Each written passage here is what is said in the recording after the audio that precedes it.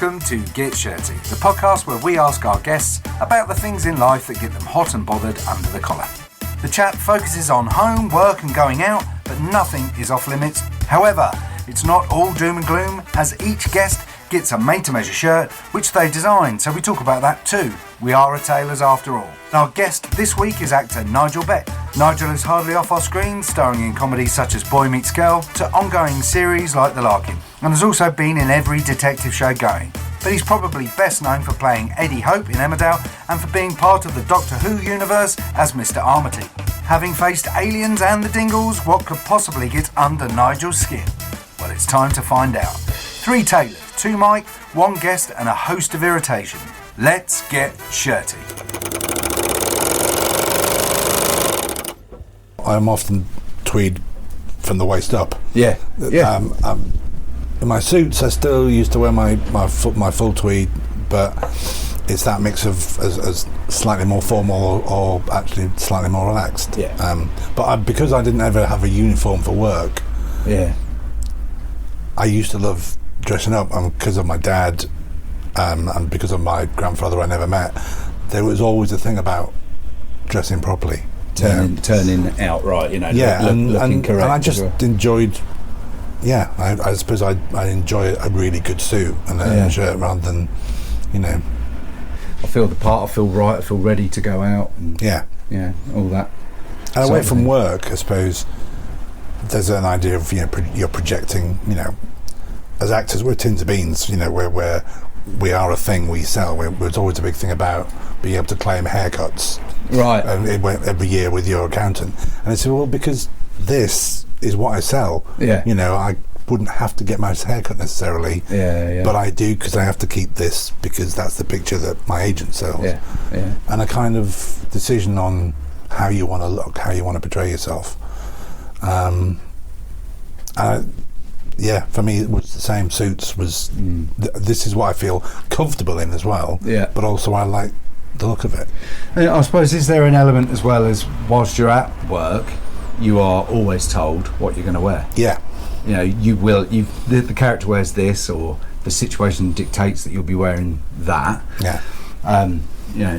So when it's your time, I'll dress how I want to dress rather than how I'm being told to dress. Do you think there's an element of that in it? I think definitely, but also, especially with me, because generally the kind of parts I play don't particularly like the clothes I'm wearing, unless it's a historical drama. Right. But generally, it's it has been slightly down and out, nice dads, and it's all a bit nothing wrong with Marks and Spencers or the old CNA.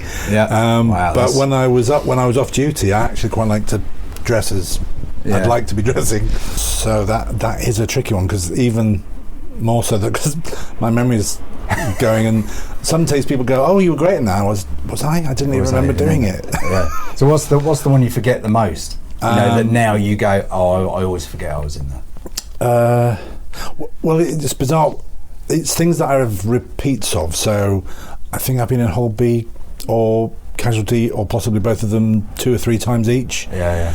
And I forget which character I was, because they're all slightly different characters, slightly different ailments. Same with Doctors as well, isn't it? You've been in that a few times. Quite a few Doctors. So you also, because of the nature of your business, my business is there were the classic conversations of, how do you learn all those lines? I mean, it's my job, but also you kind of learn the story, and that helps you with the lines. But it also means, I suppose, I forget very quickly, because I need to make space for the next one. So I wouldn't remember lines from things that I did 2 weeks ago. Right. Because I'm learning the next thing. Already moving on. I've got friends of actors that can reel off whole passages of Shakespeare. Right. And I look at them going, how do you do that? So, but from the theatre stuff that you've done, do you find like that stuck a little bit more? Because like, I don't know how many, because you were in Warhorse was one of the things. So that is the repetition. Does that help with that, or is it like I'm done with it now and it's? Well, I still probably wouldn't be able to give you any of the lines I did in Warhorse. Right. And I was in there. That's the longest I've ever done anything. I was doing that. I did that for 18 months. Right. before, it was a period where I sort of did West End shows. I did 39 Steps for about a year, Warhorse for 18 months, and then One Man, Two Governors for about a year, all in the West End. But yeah, hands up, I wouldn't be able to. I'd have to look at the script if I was going on tomorrow. Right. Yeah. But I mean, from the West End point of view, is that a better sort? Is that a nicer sort of acting than the TV? It's a very different animal. I think this is a question we all get a lot, is which do you prefer? And it's a tricky one to answer because they're very, very different. It's like saying, do you prefer football to rugby or whatever? It's TV is a different discipline. You've really got to know what you're doing, because then when you go on set, it's less about you and more about the technical aspect of catching that performance. In theatre, you're more in control as well. I think I've always said, doing TV and film, you're kind of giving colours to a director who then will go and paint a picture in an editing suite later after you've finished. We're on stage, you're in charge of it, because every night it's different and the same, but it's you and the audience, and that relationship is the director, after it's finished, goes away and leaves you with your notes and come back and maybe don't do that again. I liked it, but you got to laugh there, and it's not really a comedy. But it is different every night, so it's more exciting in certain respects and more fulfilling because you have that direct relationship with the audience. But at the end of the day, TV and film pay more. And it's less, I was going to say, less late nights. I suppose theatre's more a lifestyle, is it, than a job? You do definitely change, because you're out pretty much every night apart from Sundays. And on some West End shows, they started doing Sundays now, but only a matinee. And then 2 in the sort of days in the week. So literally, you're not at home. And if you have somebody that's got a different, more 9 to 5 job, you don't meet. And you wait for the holiday. Or what Sundays become a very important day. Do nothing, spend time.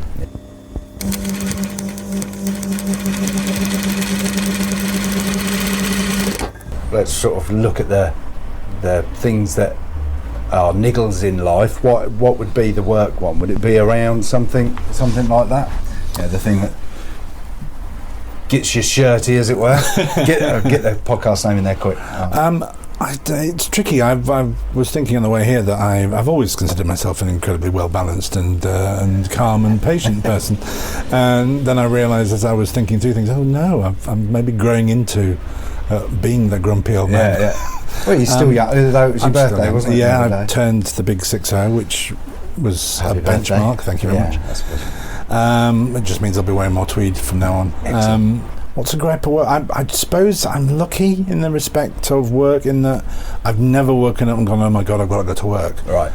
And I can't, it's not always been financially the easiest journey, but I love what I do, and every time I get a job, I love doing the job. I love the rehearsals. So it's tricky. There's no overall thing in what I do. There's moments when you perhaps are working with people, and I'm not going to name names, get somebody who isn't very secure, and can let that manifest in being tricky. Never with me, but with other people around me. And I sometimes, that does sometimes get my back up, because you just do your job and let them do their job. Sort of micromanaging, I'm the centre of things, and everything needs to happen around me. I understand it generally comes out of insecurities about they're not necessarily totally on top of what they're doing, so they dissipate that into other areas or other departments even. Not necessarily with you as actors, but they'll start questioning other departments, and you just go, it'll be fine, don't worry. I mean, that's also maybe an age thing. It's just because experience. It'll be fine. Don't worry. This is a normal point in the process to panic. It's like you get the job, you're excited, first day of rehearsals, first day at school, second week you start to question all of the decisions you made. Yeah. Third week, maybe you're going, oh my God, what am I doing here? Yeah. Fourth week, I've got to do it next week, so just get on with it. Off we go. And then it opens and you go, what was all the fuss about? Yeah. So there's arcs every time, and it's just how you handle that, I think. Some people handle it incredibly well, and some people not so much. Not so much. And again, I suppose that's experience and knowing your craft a little bit. And natural, I think it's quite natural. I've been insecure in places, in things as well. I've realised, why did they cast me or whatever. Yeah. But it's it's knowing that you're there for a reason, that people have given you the job because they trust you. Yeah. And you just need to trust yourself. And it's understandable that you might have wobbles, but it's all going to be okay. It's all going to be okay. As I said, there was the famous line, "This too shall pass." Yeah. All the good stuff, all the bad stuff. This too shall pass. Yeah. Well, I suppose it's that living in the moment, isn't it? Sort of living in the now. And from a work point of view, you sort of any niggles that you might have, or the things that sort of annoy you or get under your skin, perhaps are coming from external factors rather than for yourself. Well, we did talk about a little bit earlier about costumes. I do love a costume, and I do think it gives you a lot to work on, especially in period stuff. But generally, if you put the costume on, you can go, okay, I know who this person is. Right. And sometimes the fact that it's uncomfortable adds into that, the fact that it actually does work, because it makes you stand in a certain way or do something. And I think costume departments generally, and certainly in TV and film, are fantastic. They're incredible. Sometimes they get literally 24 hours to put you in a period costume. I did one last year over in France, and they literally arrived, they measured me, the next day they had a suit for me, which they made overnight. Really? And it fitted beautifully. Oh, good. Are they looking for any work? Do you know? Send them. And yet, some of the younger kids, and I'm not, I understand again, it might be to do, we go back to this insecurity thing, are a bit like, it's really uncomfortable, and and because maybe they're used to wearing joggers and trainers, but these shoes are tight, and you go, but that tells you so much. Use that. Being uncomfortable is sometimes a good thing to use. Generally in life, those little things that trip you up are the things that you learn from. So actually, the tight shoes make you stand slightly different, or will give you something to trigger off for the character that you hadn't even thought about.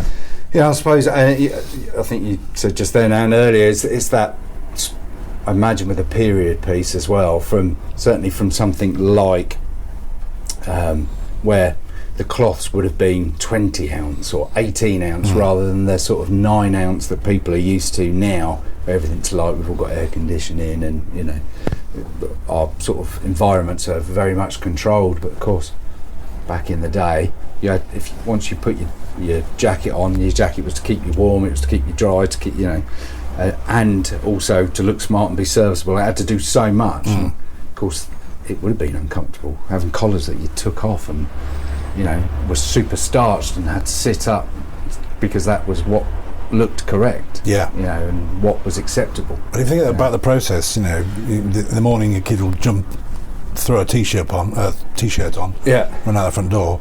Those guys had to have a pressed white shirt, put the collar on, put all the pins in, and that must have been a whole period of your morning just doing that. And that was through all society. It would have been from your footman, doorman, butler or whatever, right through to the lord of the manor. Everybody would have had a certain acceptable way for things to be. And you'd have to do all that before you went to work to do it all for somebody else. If you were a footman, you've got to dress yourself before you go and dress her. So period stuff, which is the ones where you've had to sort of do that, because you did a Downton, didn't you? But that was just lovely. That was just a nice tweed suit, so I felt very at home. Did it make it into the bag for the way home? Did you have to give it back? So close, but they were a bit too careful. But I think one of the more interesting ones was when I did Sharp, because that was he was an officer that worked behind the lines, but it was the red wool uniform No, was that very heavy? Well, also we were filming in Turkey. Right, it was quite hot. Yeah. So you had the proper cotton shirt, and then you had the big red overcoat, and I was also wearing a hat and a leather mask. So, and I only had one arm, so I also had a hook. Right. And then there were moleskin breeches and cavalry boots. So that was hot. That was hot. But I suppose that, as an actor, that's all stuff for your toolbox, I suppose, for things to use. I always do think if you're confronted with a problem, generally if you use it, it generally works out okay. It's like worrying about things. There's very little point in worrying about something until it happens, because you've got no control over it. Deal with what's in front of you. Yeah. It's good life advice, I would say. Yeah, I do try and say that to the kids. I don't know how much they listen to me, but they'll learn through doing it. Well, I hope so. I did, but let's hope they do. So, I think that's a fairly decent gripe, I would say, about the working world. I think there's always young people. That's what it is. Well, you're 60 now. No, I can say that now. Yeah, young. Everybody's young. I mean, I think it's funny, when I was sort of looking at or sort of doing my research, as it were, making sure I sort of really knew who I was talking to, because obviously I've seen you in lots of things over the years. There was a few things that struck me that were quite sort of similar. I read an interview that you did where you talked about listening to Madness when you were growing up and all of that, whether that's still the case or not. Joe Jackson and Madness were the two that you sort of mentioned in this thing, and it sort of really brought me back to me growing up. I was back to my Harrington jacket, and in fact we just made you a nice Harrington, didn't we, Sid? Harrington jacket, stay pressed trousers, my Doc Martens. It was that sort of it was a real uniform. It felt like a uniform, absolutely, but based around my tribe, that I was, quite a lot of things now talk about belonging to your tribe and all of that, but that was really the thing back then. Did you do all of that? All of that, we would have been twins. Perfect. Did you well, in that case then, let's really go for it. Did you have a sort of buzz cut with a long straight fringe? Well, no, it was really weird, because I must look really weird, because our sixth form was far more kind of heavy metal. I had a beard. Oh, did you? No. Which slightly upset some of the teachers. So from the neck up, I probably looked like one of the teachers. And then from the waist down, you were the full sort of nutty boy. That's what they were called back in the day, wasn't it? Nutty boys. Yeah. Oh, good. It wasn't just me then. Moving into the home stuff, we're talking about the things in life that sort of make us a bit annoyed from day to day. What's your home niggles? Have you got anything? You don't have to, again, I appreciate you've got to go home after this, you don't have to name names, you don't have to point fingers. It could be something that you do. So what's your sort of thing in life? Well, I think it'll talk to many people when I say rearranging the dishwasher. I think I'm putting everything in right.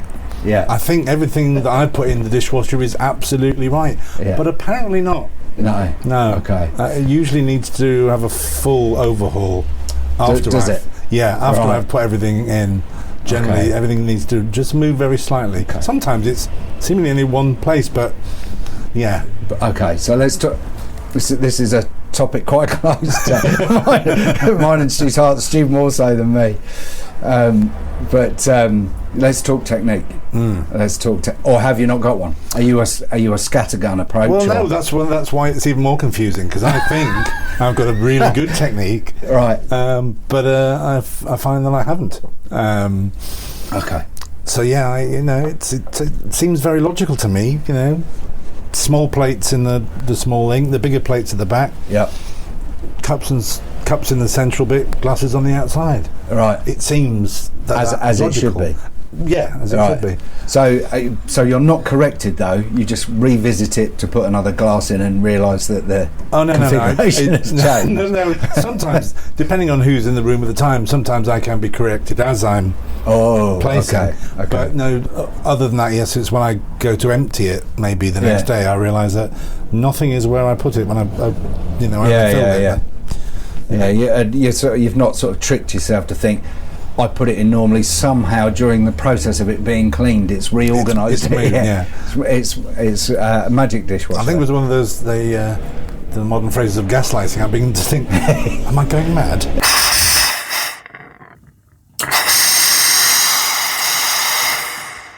See, I am a dishwasher rearranger, so I'm the other side of this. Okay. You know, so there just seems to be a sling it in approach, and the times I say to myself, well, that'll never get clean. that, and I sort of do taking it out. You see, it didn't get clean. That was never going to get clean. Yes. So I must admit, I do rearrange. There's somebody in my household that does this very similar thing. So look. Well, that'll have to go through again. Or here's one to wash up by hand. Is that you get all of that? Yeah. So I'm not quite brave enough to go the full.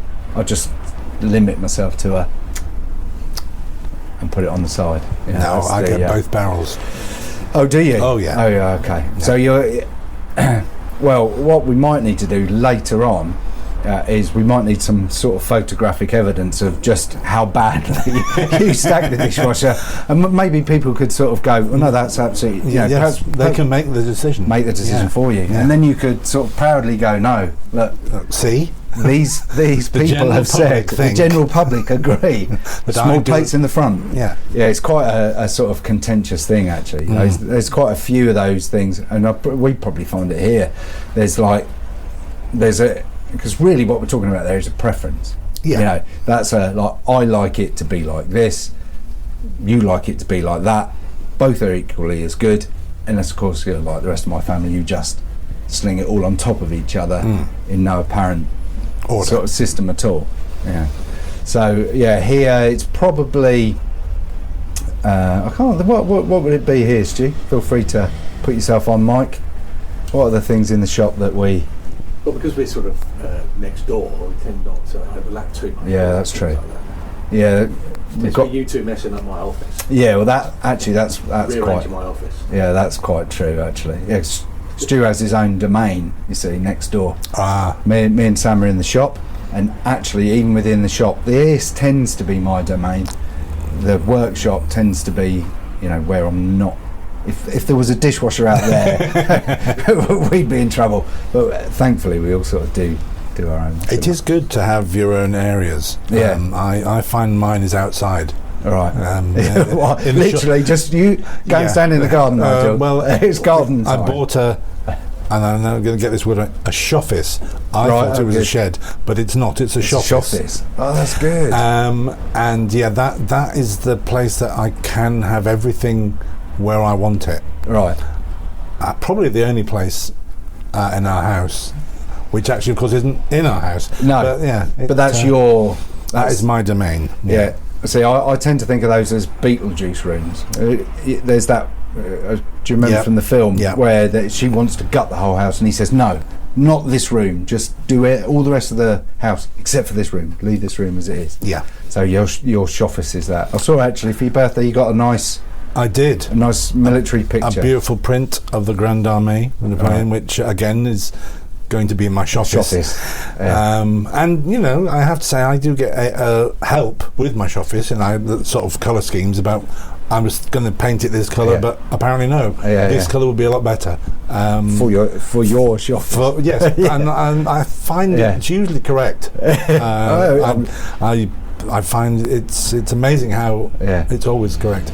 Do you think there's ever going to be a danger that you'll get home one day and there will be a nice new shiny dishwasher for your shoffice where you can just take your plates out and do them? Actually, whilst you're there, you could eat your dinner in the shoffice. That's good. Well, that's not. It's nice that you've got a space. I keep trying to carve out little spaces for myself, but they tend to be re-assimilated into the Borg that is the rest of the rest of the family. Well, that's why I realised I had to go off-piste. I had to go outside. Yeah. It was never going to happen indoors. Yeah. That's good. So it's just the dishwasher. Any other sort of household tasks that you throw into the over thing of the rearrangement of your already sort of done system, or we're just going to leave it? I think, well, when it comes to, I suppose sometimes folding clothes, that sometimes is corrected, because obviously it is wrong. Yeah. I am on the same side as you with that one. I fold things incorrectly. Yeah. I always think it's all part of education. I think it's all. Every day is a school day. Every day is a school day. And don't even get me started on fitted sheets. You only good with a fitted sheet? No. You have to do a special tuck into the corner, fold the elastic in, apparently. Well, you're now speaking Swahili. Yeah, quite.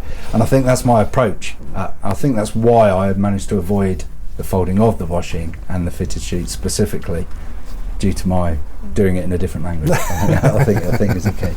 Oh, so that's not. I would say from a niggle point of view, that's not too bad. That's not too bad. These are proper niggles.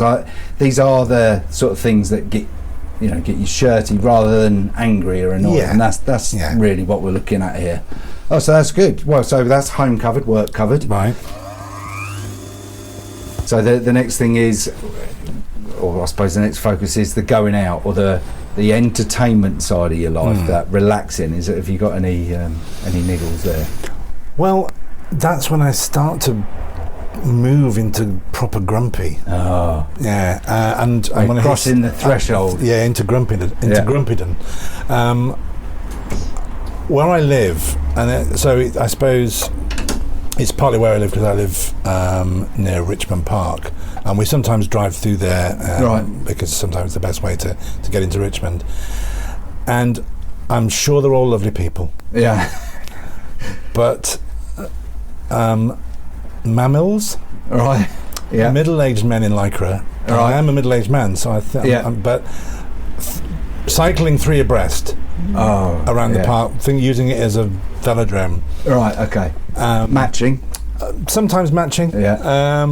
Obviously having important conversations, and then ignoring the speed limit, which is only 20 miles an hour. Right. And so also racing past you on either side of the car.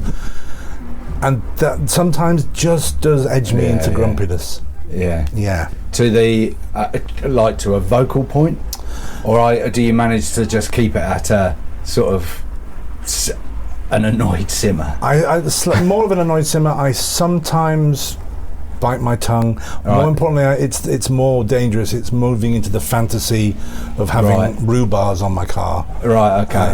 And sort of scooping these people up. Yeah. So and then just those momentary private fantasies you have while driving. Yeah. That's driving's particularly good for that sort of. It's a very easy place to sort of get annoyed and niggled, and I'm not vocal outside of the car. I don't wind the window down, but I do like to. I'm a mutterer, as I've shown with the dishwasher tut. Right. I don't like to go full sort of vocalisation of it, but it is that sort of. It's an easy place to be irritated. I imagine as we sort of talk to a lot more people, that'll come up quite a lot. But I like the specificness of that. Yeah. It's the. Well, there's quite a bit to unpack there. As to what adds into it. Is it the sort of the actual fact that it's organised bike riding that makes it worse? Is it the lycra, or is it just the self-importance of it? I think, and now we're moving into I'm going to talk about a bit about something else. Oh, good. It moves into the lack of awareness of other human beings. Right. Okay. It's I'm doing this, and that is the most important thing, and anything extraneous to that isn't, because I've made these decisions, and I'm entitled. It moves into entitlement, and that really begins to. That is quite an oblivious problem. I think there's a certain group of people, and I suppose you find it in any walk of life. Yeah, cycling is probably one of those. In lycra, but it is that sort of entitlement, and there's sort of oblivious nature of that there is even an entitlement there. I suppose that's what comes with entitlement, isn't it? That unawareness of that actually what I'm doing has an effect on other people. It's just this is how it is. Although I don't have to think about the effect it's having on other people. Because my life is slightly more important than everybody else's. Which moves. I will stay on the transport system. Oh, good. I'm liking this. I suppose again it's slightly probably a London-centric thing because it is the tube. Right. Okay. But people that try to get on the tube before you've got off. And that sort of illogical thing of going, how are you expecting to get on until I've made the space for you to get into? That's given me an out of car motto. Has it? Well, now we're going up. Yes. Or even, and I'm embarrassed and shamed to say, purposefully standing in the way sometimes. Because purposeful obstruction, which I should be probably arrested for. It is those moments of people just obviously not thinking about anybody else, but they need to get on the tube. My journey is more important. My destination is more important.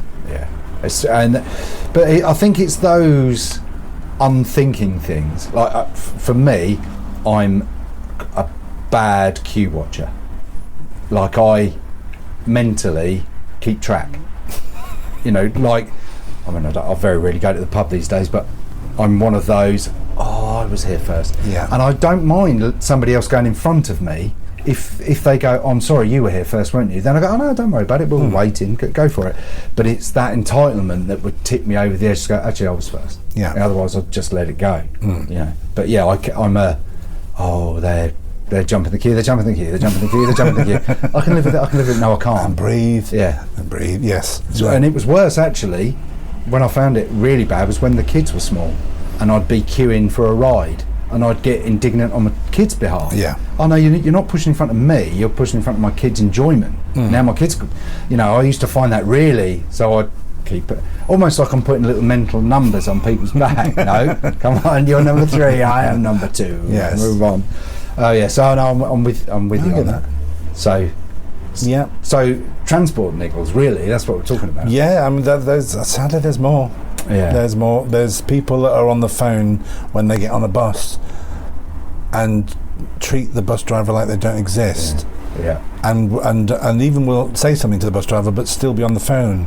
And again, that's like, is that phone call, unless somebody's in hospital, is that phone call so important that you can't relate to another human being for a moment who's just doing his or her job? That's difficult. That is a difficult one. That gets, and again, it's not even me that is being ignored or whatever. It's me sat on the bus being a grumpy old man. Well, I think that's a fair grumpy though. Really, like mobile phones. One we've talked about, and I've heard a theory on this. Is I don't understand why I need to hear other people's conversations, the other half of that conversation, and I don't know when the phones went from this to this and on a speaker. I don't know why these people on the other end of the phone want what they're saying to go to everybody else. So that's one of my niggles. Like, it's there, you're holding it here anyway, just move it there from there, and then the rest of us don't have to hear both sides of the conversation. Or other people's music, dare I say. That it's young people again. Young people. You've crossed the Rubicon. Listening to young people, either YouTube, dogs being funny or whatever, or music, to the point at one point I used to have, which for obvious reasons I'll explain, have now stopped doing. I used to have the Russian national anthem on my phone, which I used to then play very loudly next to the person that was listening to whatever they were listening to. To very subtly, I thought, make the point of, see, we can both listen to our music really loudly. And was that a good tech? Did it work? I mean, I can imagine it was kind of, it was met with confusion, generally.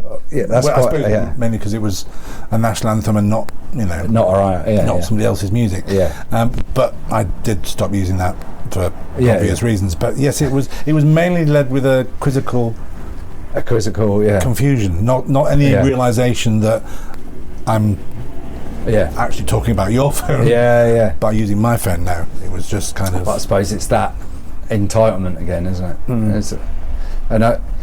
But do you prefer being able to hear it really well, or would you rather, is hearing it really well better than the sort of slight... I see what you mean. From headphones. Yeah, because quite often those really big headphones, they don't sort of cancel out at all. And so you can't quite hear what you listen to. So you might be getting the song wrong. Let's see, that would be a niggle for me. Well, if I thought but then you can always just go, excuse me, what are you listening to? That's true. That's true, but that involves interaction. Oh, well, you see, I'm from the north. I'm one of those strange people that smiles at people on the tube. Crazy man. Yeah, crazy man people. Yeah. Well, it's good. We're always amazed to hear. We're part of the community here, which is lovely. But there will be people that you'll see every day, and sometimes the hand doesn't come up, or the nod, or the wave, or the hello, or But we're as a business, we're quite vocal, aren't we? We're the shop on the corner, and we like to say hello quite loudly to everybody when we go in there, as they do to us now. So it's sort of like it's a little highlight for us all during the day. We like to announce ourselves. We don't get out very often. So we try our best. Enforced interaction, I think.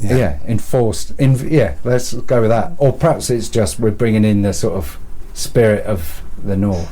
Yes. Maybe. I used to live sort of progressively further up north as I grew up, but I've lived in the south since I was 10 or so. So really, I can't lay any claim to that anymore. Well, then it's in your DNA. You can't. It's in the DNA. It's in those early years, those formative years of being told to say hello and smile and nod. Nod, say hello.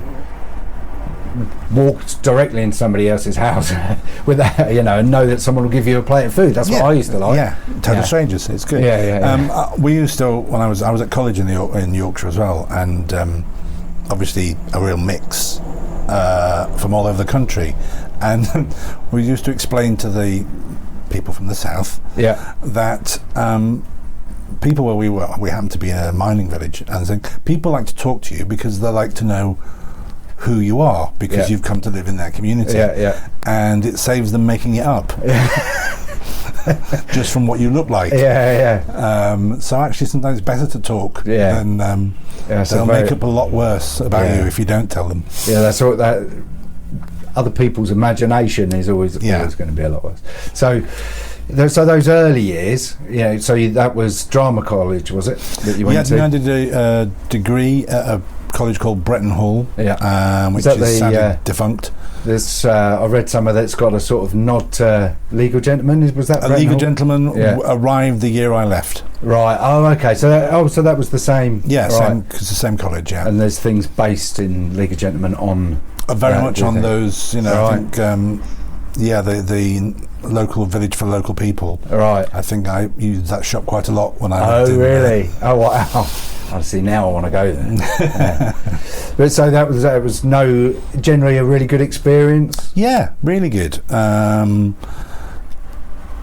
It wasn't till years later I realised I'd learnt anything at the time. Right. You just thought, I'm just here. Right, just here. But yes, it was a little bit cut off from everywhere, because Bretton Hall was a big stately home, right? And sort of, we call it the Bermuda Triangle. I think it was in between Wakefield, Barnsley, and Huddersfield, right?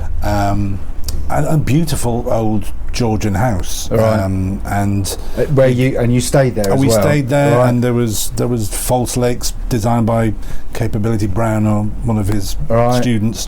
The Yorkshire Sculpture Park was also part of the grounds. Wow.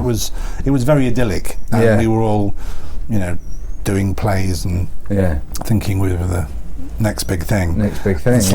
Slightly cut off from reality, I think, for a couple of years. All right. That sounds, though, actually like quite a nice place to sort of start a creative life. Yeah. That sort of, you haven't got the outside world too much sort of showing you what you should be. You can sort of make your own mark, and it allowed us to sort of experiment and do all kinds of terrible rubbish things. And that's not very good, is it?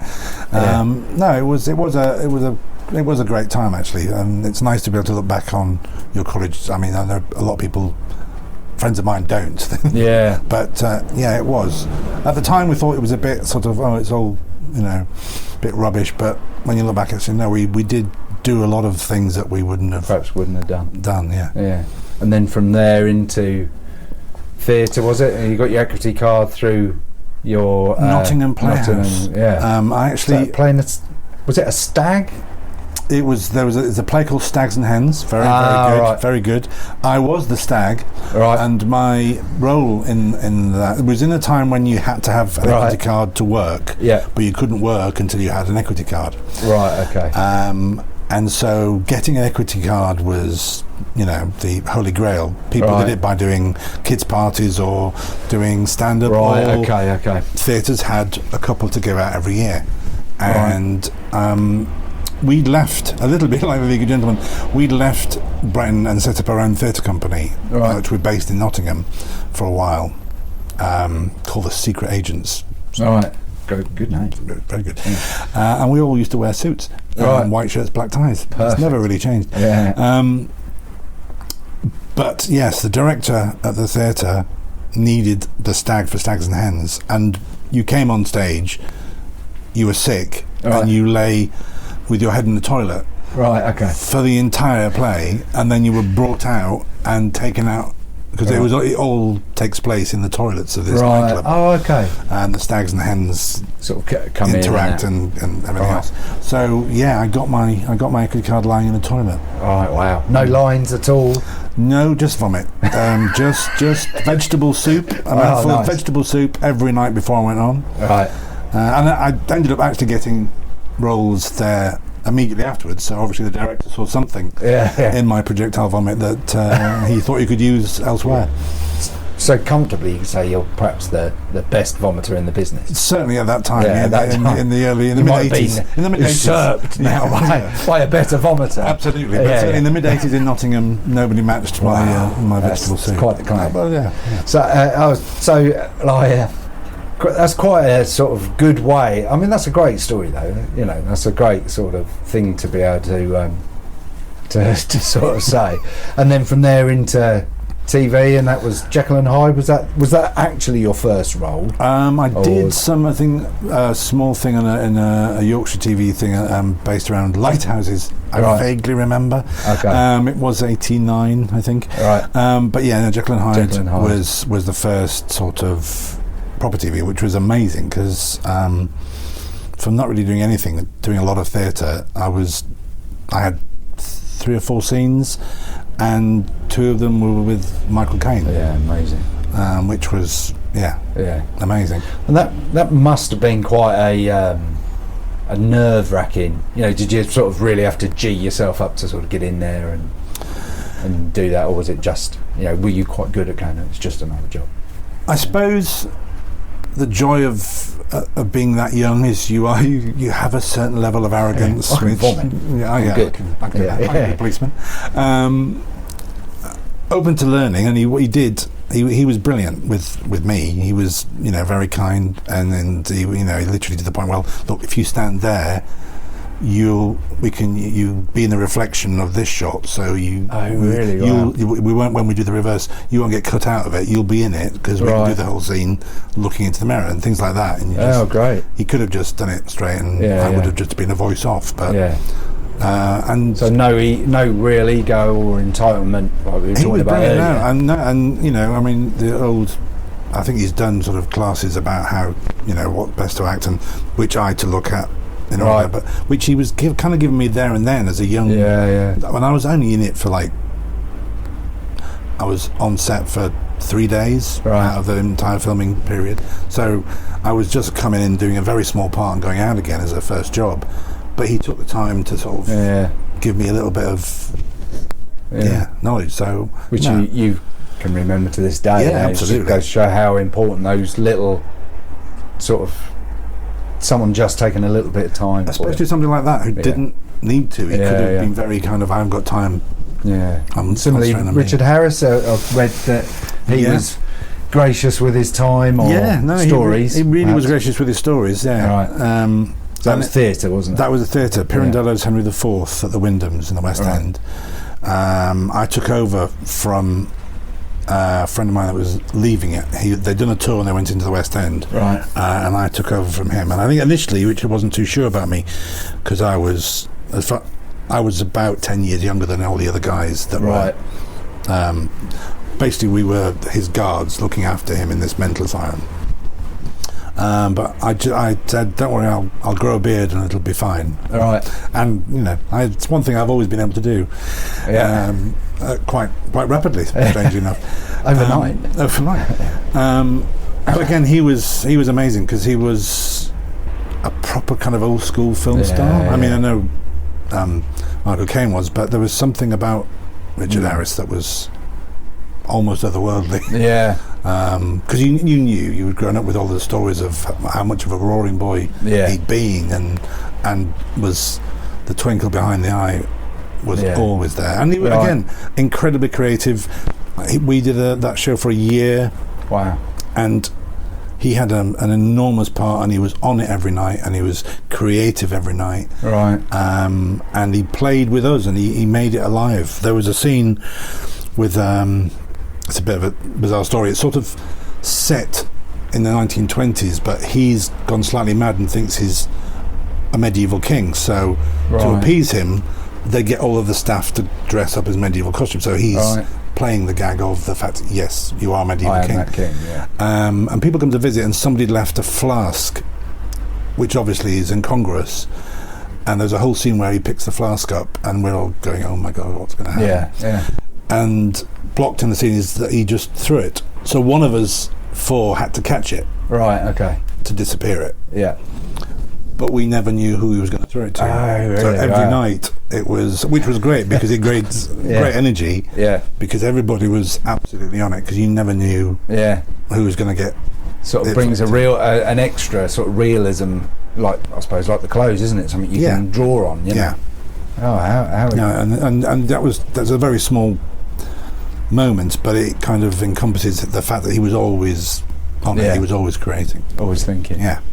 Oh, good. Like those sorts of roles, I imagine it's clearly hearing you talk about them, they've obviously stayed with you and brought other things in, like nice things. I know we're sort of like the podcast is Get Shirty, but they're really the idea as well is to sort of find the things in life that sort of is that little bit of grit in the oyster shell that makes the pearl, and sometimes the grit is a good thing. And it's when things go wrong, you learn. I'm always telling my daughters, you learn more by getting it wrong. Don't worry about getting things wrong, because that's where you'll learn. Progress doesn't come from being right first time. No. And who's that? Except for certain dishwasher loaders. There's always a correct and an incorrect way to do it. Yes. And I'm just lucky to be one of the correct ones. You are very lucky. I live with the curse of being one of the incorrect ones. Well, that's it. I'll happily stand corrected. By the time people at home listen to this, I'm sure I will be. But no, it's been really lovely. Unless you've got a gripe that we haven't sort of, is there anything left that you think, actually, that was the one I wanted to get off? It's going to be terrible, but I know now that it's going to be on the train home. I'm going to go, oh, that was that. Yeah. But feel free to tweet it, and we'll share that. We'll get that gripe out into the world, or pop it on Instagram or whatever. But that's been brilliant. I've really enjoyed talking to you, Nigel, and thanks very much for coming in. My pleasure. And we shall update everybody when your shirt's done. Fantastic. A lovely double cuffed, nice correct collar, as it should be, to go nicely with all that tweed for Nigel Tweedy Betts. Absolutely. Excellent. Thanks very much. Thank you. Cheers.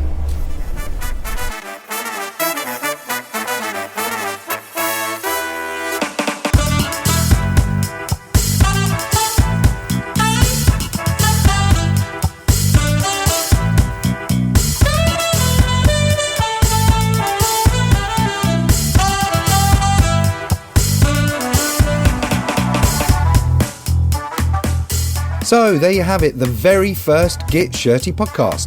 A huge thank you to the stylish and all-round top guest, Nigel Betts. Do nip to Instagram and follow him. Search Nigel Tweedy Betts. He's on Twitter too. And do keep an eye out also for the pictures of him in his shirt. It was such a pleasure to speak with him. A big thank you to you as well for listening. I hope to speak to you all again soon at episode 2. Don't forget to subscribe and follow us wherever you get your podcast from. And do go to our website for our tailoring and shirt offerings. The music for the Get Shirty podcast was written and produced by DJ and music producer Dat Hazza. You can find more of his work on Spotify and on the usual socials. The Get Shirty podcast is hosted by me, Stuart Hardman, and is tailored for you by Hardman and Hemming Bespoke Tailors. It's edited and produced by Stuart Wilson. Take care, and until we speak again, do try not to get too shirty.